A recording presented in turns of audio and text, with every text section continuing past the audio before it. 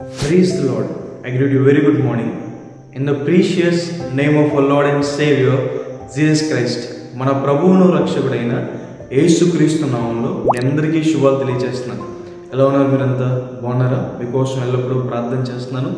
ప్రతిరోజు కూడా ఇలా ఉదయాన్నే దేవుని వాక్యాన్ని ధ్యానం చేయడం ద్వారా మనం దేవునికి దగ్గరగా వస్తాం. దేవునికి దగ్గరగా రావడం ద్వారా మన విశేషమైన ఆశీర్వాదం మనం పొందుకుంటాం.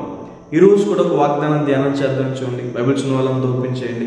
దానియేలు గ్రంథం 11వ అధ్యాయం 32వ వచనం. దేవుణ్ణి ఎరుగువారు బలము కలిగి గొప్ప కార్యములు చేసేదరు. హల్లెలూయా.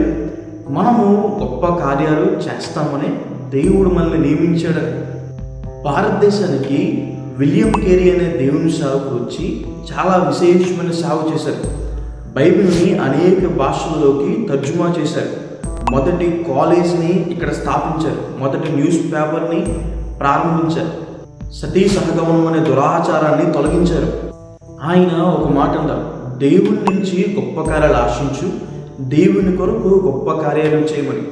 చాలాసార్లు మన జీవితంలో దేవుని నుంచి గొప్ప కార్యాలు ఆశిస్తాం, కానీ దేవుని కొరకు మనం గొప్ప కార్యాలు చేయం.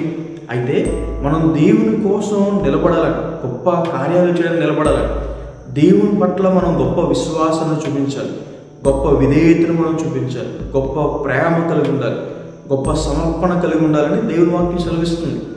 అలా కలిగి ఉన్నప్పుడు మనం దేవుని నుంచి గొప్ప ఆశీర్వాదాలు పొందుకుంటాం. ఎవరైతే దేవుని తెలుసుకుంటారో, అనుభవపూర్వకంగా దేవునితో సహవాసం చేసి దేవుణ్ణి తెలుసుకుంటారో, వారు దేవుని నుంచి బలం పొందుకుంటారని గొప్ప కార్యాలు చేయడానికి. పౌలు గారు అంటారు కదా, నన్ను బలపరచు అని అందే నేను సమస్తము కూడా చేయగలనని. నెహెమ్యా గారు యెరూషలేము ప్రాకారం కట్టడానికి ఆయన నిలబడ్డాడు ఎన్నో ప్రతికూల పరిస్థితులు.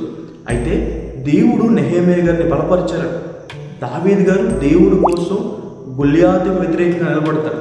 అయితే దేవుడు దావీదు గారిని బలపరిచి దావీదు పక్షాన్ని యుద్ధం చేసి విజయాన్ని అనుగ్రహిస్తారు. ఈరోజు మీ జీవితంలో కూడా మీరు దేవుని కోసం నిలబడితే దేవుడు మీకు బలాన్ని అనుగ్రహిస్తాడని.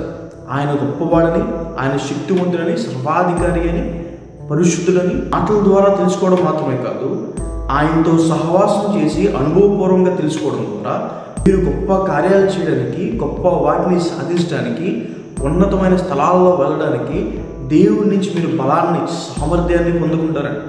దేవుని కోసం ఏమైనా చేయాలని మాకంత సామర్థ్యం లేదని చెప్పి వెనక్కి వెళ్ళిపోతున్నారా? మీరు నిలబడండి, దేవుడు మిమ్మల్ని బలపరుస్తాడని. దేవుణ్ణి అనుభవపూర్వకంగా తెలుసుకోవడం ద్వారా, దేవునితో సహవాసం చేయడం ద్వారా మనకు కలిగే మేలు ఏంటి? ఇప్పుడు మొదటిగా మనం చూసాం, మనం గొప్ప కార్యాలు చేయడానికి దేవుని నుంచి మనం బలం పొందుకుంటామని, గొప్ప వాటిని మనం సాధిస్తామని. అలాగే మనం దేవుని గురించి అనుభవ జ్ఞానం కలిగి ఉండడం ద్వారా కృపా సమాధానం విస్తరించబడుతుందని రాయబడింది. దేవుని గురించి అనుభవ జ్ఞానం కలిగి ఉండడం ద్వారా మనం అభివృద్ధిలోకి వస్తామని, దేవుని గురించి అనుభవ జ్ఞానం కలిగి ఉండడం ద్వారా మనం స్వాతంత్ర్యాన్ని, ఆనందాన్ని మనం అనుభవిస్తామని దేవుని వాక్యం సెలవిస్తుంది. కాబట్టి దేవునికి మనం ఎంత దగ్గరగా ఉంటే అంత ఆశీర్వాదం మనం పొందుకుంటామని ఈ వాగ్దానం విశ్వసించండి. దేవుడు మిమ్మల్ని అన్ని సందర్భాల్లో, అన్ని విషయాల్లో మిమ్మల్ని బలపరుస్తాడు అని. హల్లెలూయా. ప్రార్థన చేసుకుందాం.